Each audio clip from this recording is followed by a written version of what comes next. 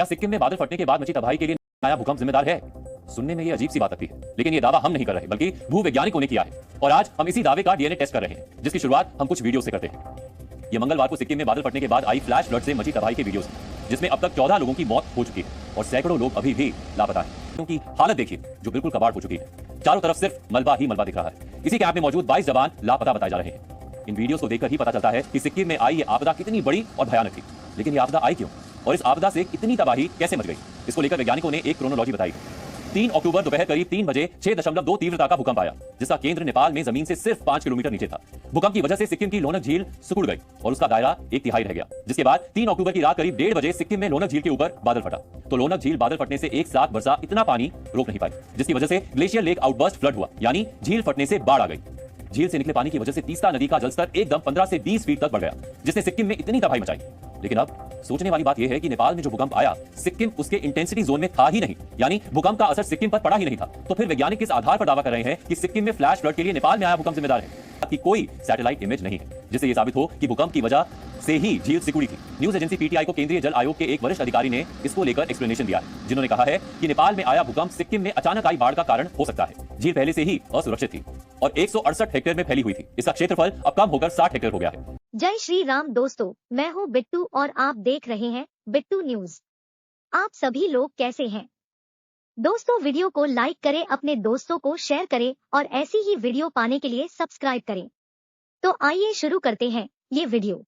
क्या सिक्किम में बादल फटने के बाद मची तबाही के लिए आया भूकंप जिम्मेदार है? सुनने में ये अजीब सी बात लगती है, लेकिन ये दावा हम नहीं कर रहे बल्कि भूवैज्ञानिकों ने किया है। और आज हम इसी दावे का डीएनए टेस्ट कर रहे हैं, जिसकी शुरुआत हम कुछ वीडियो से करते हैं। ये मंगलवार को सिक्किम में बादल फटने के बाद आई फ्लैश फ्लड से मची तबाही के वीडियोस, जिसमें अब तक 14 लोगों की मौत हो चुकी है और सैकड़ों लोग अभी भी लापता हैं, जिनमें भारतीय सेना के 22 जवान भी शामिल हैं, जिनके जिंदा बचे होने की संभावना बेहद कम मानी जा रही है। 54 किलोमीटर प्रति घंटा की रफ्तार से बहते बाढ़ के पानी में सिक्किम को देश से जोड़ने वाला नेशनल हाईवे 10 भी बह गया। कई ब्रिज और हाइड्रो पावर प्लांट भी बर्बाद हो गए। अब ये तस्वीरें देखिए, ये उस आर्मी कैंप की तस्वीरें हैं जो सिक्किम की लोनक झील के बेहद पास स्थित था। बादल फटने के बाद लोनक झील भी टूटी और फिर जो फ्लैश फ्लड आया, उसने सबसे पहले सेना के इसी कैंप को अपना शिकार बनाया। पूरा का पूरा आर्मी कैंप बाढ़ में बह गया और वहां खड़ी सेना की गाड़ियां भी डूब गईं। बाढ़ का पानी निकल जाने के बाद इन गाड़ियों की हालत देखिए जो बिल्कुल कबाड़ हो चुकी है। चारों तरफ सिर्फ मलबा ही मलबा दिख रहा है। इसी कैंप में मौजूद 22 जवान लापता बताए जा रहे हैं। इन वीडियोस को देखकर ही पता चलता है कि सिक्किम में आई ये आपदा कितनी बड़ी और भयानक थी। लेकिन ये आपदा आई क्यों और इस आपदा से इतनी तबाही कैसे मच गई, इसको लेकर वैज्ञानिकों ने एक क्रोनोलॉजी बताई है।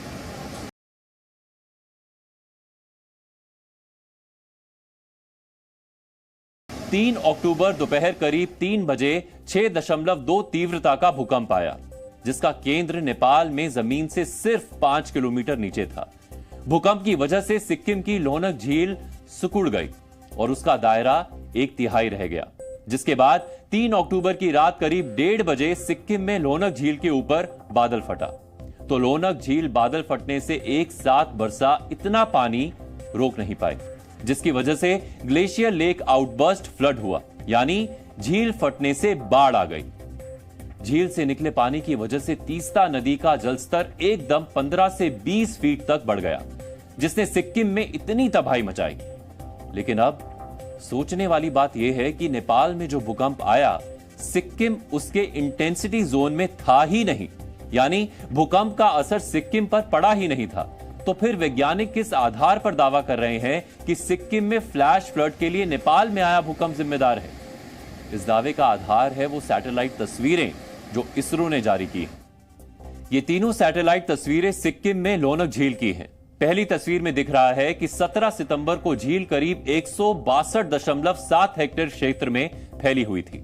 दूसरी तस्वीर में झील का साइज थोड़ा बढ़ गया। 28 सितंबर की तस्वीर में झील का कुल क्षेत्रफल बढ़कर 167.4 हेक्टेयर हो गया। लेकिन बादल फटने के बाद 4 अक्टूबर की जो सैटेलाइट तस्वीर इसरो ने जारी की है, उसमें झील का क्षेत्रफल सिर्फ 60.3 हेक्टेयर ही रह गया है।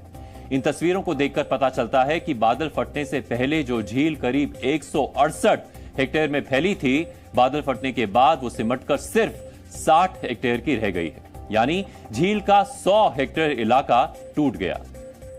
लेकिन अब सवाल यह है कि झील के टूटने की वजह नेपाल में आया भूकंप ही था, यह कैसे कहा जा सकता है? क्योंकि 3 सितंबर की दोपहर में भूकंप आने के बाद की कोई सैटेलाइट इमेज नहीं है, जिससे यह साबित हो कि भूकंप की वजह से ही झील सिकुड़ी थी। न्यूज एजेंसी पीटीआई को केंद्रीय जल आयोग के एक वरिष्ठ अधिकारी ने इसको लेकर एक्सप्लेनेशन दिया है, जिन्होंने कहा है कि नेपाल में आया भूकंप सिक्किम में अचानक आई बाढ़ का कारण हो सकता है। झील पहले से ही असुरक्षित थी और 168 हेक्टेयर में फैली हुई थी। इसका क्षेत्रफल अब कम होकर 60 हेक्टेयर हो गया है। हालांकि अभी भी यह पता लगाना मुश्किल है, लेकिन फटने का मानना है कि भूकंप के कारण वहां बाढ़ आई होगी। यानी वैज्ञानिकों ने सिर्फ आशंका जताई है कि नेपाल में आए भूकंप और सिक्किम में झील टूटने से मची तबाही के बीच संबंध हो सकता है, और यह आशंका सही हो इसकी भी कोई गारंटी नहीं है। आप पूछ सकते हैं क्यों? क्योंकि अभी जब देखा गया कि अभी ग्लेशियर्स का पानी नीचे चला गया है, इसका मतलब जरूर लीकेज हो रहा है, क्रैक हुआ है, फ्रैक्चर हुआ है। नेपाल में आए भूकंप की वजह से सिक्किम में तबाही मचने वाली थ्योरी सिर्फ एक दावा है, लेकिन हैरानी की बात यह है कि वैज्ञानिकों ने इतनी बड़ी आशंका बिना किसी पुख्ता वैज्ञानिक जांच के ही जता दी। लेकिन अब सवाल फिर वही है कि बादल फटने से लोनक झील क्यों फट गई? तो इसकी वैज्ञानिक वजह आपको हम एक एनिमेशन के जरिए बताते हैं। 5200 मीटर की ऊंचाई पर स्थित लोनक झील लोनक ग्लेशियर के पिघलने की वजह से बनी थी। ऐसी झीलों को ग्लेशियर लेक्स भी कहा जाता है, जिनका क्षेत्रफल ग्लेशियर पिघलने की रफ्तार से बढ़ता जाता है, और किसी वजह से जब ये झीलें फटती हैं तो इनमें जमा पानी पहाड़ों के मलबे के साथ नीचे की तरफ गिरता है। लोनक झील के साथ भी यही हुआ है। बादल फटने की वजह से झील ओवरफ्लो हो गई। इसे ही आम भाषा में झील का फटना बोलते हैं। आपको जानकर हैरानी हो सकती है कि 3 अक्टूबर की रात को लोनक झील फटी और इतनी तबाही मची, उसकी चेतावनी तो वैज्ञानिकों ने 2 वर्ष पहले ही दे दी थी और बताया था कि लोनक झील कभी भी फट सकती है।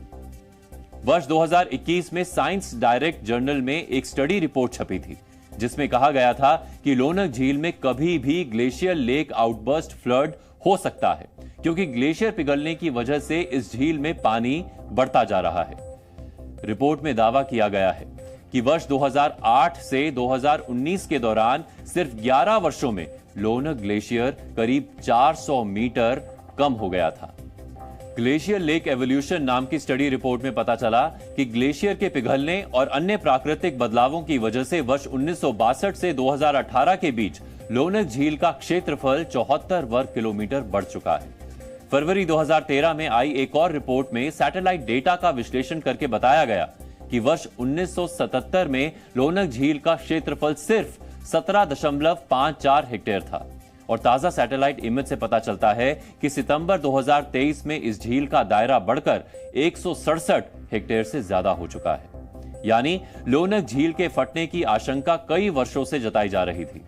वर्ष 2014 में तो सिक्किम सरकार के साइंस एंड टेक्नोलॉजी डिपार्टमेंट ने झील को फटने से बचाने के लिए जल्द से जल्द उपाय करने की सलाह भी दी थी, लेकिन तमाम रिसर्च रिपोर्ट में जताए गए खतरों को नजरअंदाज करने का ही नतीजा है कि आखिरकार जिसका डर था वो हो गया। Zee News.